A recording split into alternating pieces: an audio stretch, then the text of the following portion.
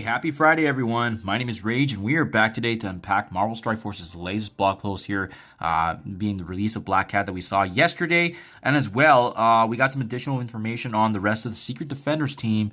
High level, they are looking to be the Apex Arena team with actually strong capabilities and war offense. So we'll unpack the blog post here, guys. And as well, what's really cool is the devs took some time to actually do some interviews to go through their number 27 of the strike time video. So this is where they do discuss more on the player voice council, their movement, as well as the changes upcoming to the game. In addition to actually showing us gameplay of the Secret Defenders too. So looking really, really strong. It looks like collectively they are going to be the go-to arena team, which is really unfortunate because Arena was supposed to be dictated by Apocalypse and his the fellow horsemen, but doesn't look like it's going to be staying too long after watching that. And they do have some actual gameplay of them taking down the legendary horsemen as well, so you can check that out, guys. It's a pretty good watch if you just wanted to get a good listen in terms of what's upcoming, but as well as shout out to the player voice council and those speaking out. Obviously the biggest message takeaway was the players' voices being heard, and as well as that community message being conveyed by the general manager. So first and foremost, guys, upcoming events here, so things to be mindful of, to be prepared. We got a couple of milestones here. The Cosmic Crucible wins with New Warriors. There's going to be a specific event on that actually in a couple of days from now.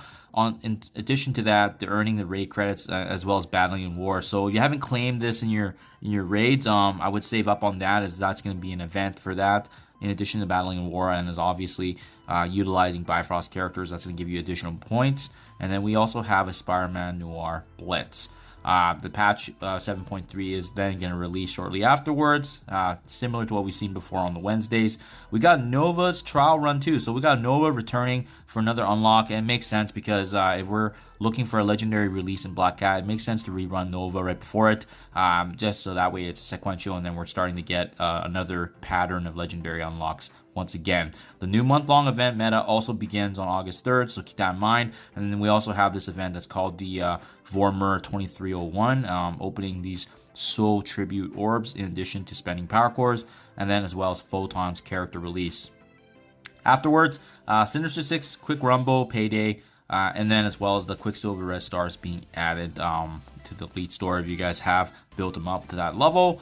As well, the final official confirmation here, guys. So the opening of Gold Orbs and Training Orbs is done. It's canceled indefinitely, so we can finally feel free to actually open up everything. So you no longer have to hold on to that, guys. So this is the verbiage we needed to see. So Secret Defenders, guys. So if you haven't had a chance to check out the blog post yesterday, that was where the kit of Black Cat was unveiled. I'm not going to be going through the kit specifically just because I know sometimes there can be changes, but what I do like looking is just taking a preview of the traits of what kind of character updates we're looking to get. But just to recap, we do have Photon, Miss Marvel Hard Light version, Ghost Rider Robbie Reyes, as well as updated buffed Doctor Strange joining his team, in addition to fifth member being Black Cat. And again, their meta is going to be staged in Arena right now. The developers did say that there's going to be potential room for obviously theory crafting, so it doesn't have to be the full team that's going to be useful. I still foresee Apocalypse being utilized in some way, shape, or form, especially if they made that such a big goal in terms of getting all the horsemen built up to unlock Big Apocalypse. So having said that, the team features this new charge mechanic though, so it's activated through their passive abilities, and it does fortify the characters for additional sustainability and as well heavy attacks when the charges are built up. We kind of saw that with Black Cat's kit, where she's able to actually provide a lot of sustainability and almost kind of resetting herself. She's extremely hard to kill as a legendary character, so that's why it's going to be really interesting. She's going to add another element of survivability as well as that burst damage when needed. So Photon, just heads up, guys, is a blaster here for the Secret Defenders. Hero Cosmic Bio, A-Force tag as well, being in that Secret Defender. So it's going to round out the rest of the A-Force team, but a Hero Cosmic Bio character, so that's good to know there. Scrolling down, we have the next one here being Miss Marvel Hard Light Chill. She's going to be more of the tank of the group that they noted, but similar to the other Miss Marvel, she is a Hero City Mutant Protector. So adding to that city mixture for Dark Dimension is some potential viability. It's just great to get some reworked characters or even some new characters in that city category that doesn't seem to be lacking strong and powerful meta characters. We got Ghost Rider Robbie Riaz, so similar to the original Ghost Rider, city classification as well, and as well being a Mystic Blaster and being part of Secret Defender. So he's likely going to be doing a bulk of the damage. I liked his animations and so forth that was actually showcased in the strike time. Definitely give that a watch if you guys have a moment. But what's even more notable is some of these buffs going to Doctor Strange. So 80% uptick in HP, damage is almost doubled. Armor increase, focus, pretty much everything. He's getting a boatload of different mechanics to his abilities in addition to the stat boosts. And as well, I think the big notable thing was that his special actually does damage now. Rather than flipping, now he's going to be applying damage and piercing as well as flipping. And on top of that, assessing and applying these random negative effects can't be counterattacked as well. So it's just huge for himself, just because he's been a character that's historically been in the game for quite some time and really hasn't had a lot of love. So this is finally the last touch he's going to be needing. So last but not least, guys, we mentioned earlier here that Photon is coming. So the Photon's coming out actually pretty early here, August 3rd. So absolutely huge when her shards come out, so we can get a chance to finally unlock her, being the first member being available. So confirmation, guys, of next month's event. So if you enjoyed the festivities that were about this month with Val, well, it looks like Sylvie is the final member of the Bifrost team, but as well being a monthly feature character. So there's gonna be 13 missions that are actually going to be allowing us to build up the featured item, which in this case are called the Tem Pads.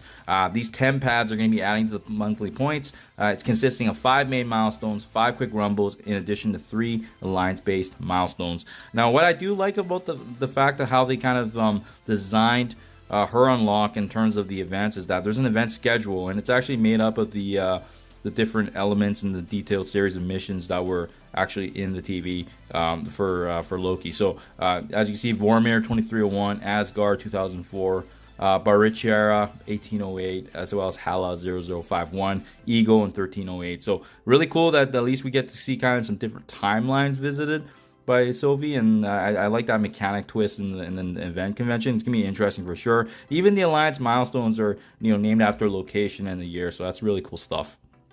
So definitely exciting times. I mean, hopefully this is something that we can achieve free to play. I made a video earlier on it today as well, but hopefully did the math correctly in terms of the event points that's gonna be added. But our first one that's coming up is the Vormir 2301, and it's gonna be opening these soul tribute orbs as well as utilizing power cores. So we'll start saving up on that, guys. It's gonna be kind of similar to what we saw previously, with just farming campaign nodes. So making sure that you have that ready to go in terms of energy. It seems like that's all we've been doing as of late, using power cores and campaign energy. But you can see here the spending of these soul tribute orbs are going to be adding 1500 points. It looks like this event's actually going to repeat. Not repeat. It's gonna be for 6 days, and spending a power cores amounts to 2 points. So good to know for sure. We got the variant web milestone as well. So with this one, this is gonna be the raid battles we mentioned earlier, and it's gonna be again rewarding us here for the army orbs. Not a big deal if you don't need this gear, but just a heads up if you are planning to take advantage of the materials and so forth. Quick Rumble of Sinister 6.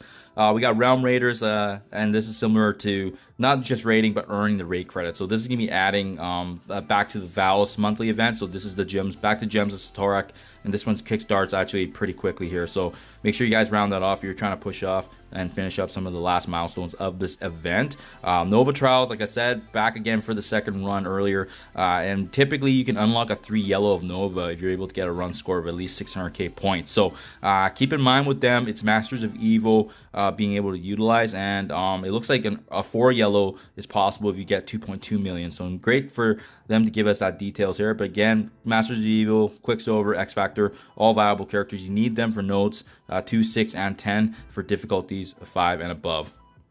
So keep that in mind. And then, yeah, just a good shout out to the Player Voice Council. Honestly, it's great for them to get that recognition and feedback, especially the work they put into the report.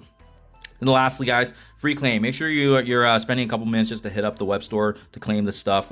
The Gems Historic, 5 character shards for Sylvie, 2,000 Corbinite Orb fragments, which is the same fragments we've been blitzing, and as well 10,000 Scuttlebutt mission milestone points. So this is going to help out, especially if you guys are just trying to finish that off. So that's pretty much it. Jam-packed blog post with a strike time video, tons and tons. But this is exciting times from the game, guys. It's always great to see new teams being added and kind of what reworks are being done, especially to kind of liven it up and as well changing the scene and dynamic of the meta. Thank you as always. Do let me know what you think, comments below, and I'll catch you guys in the next one. Have a great rest of the weekend.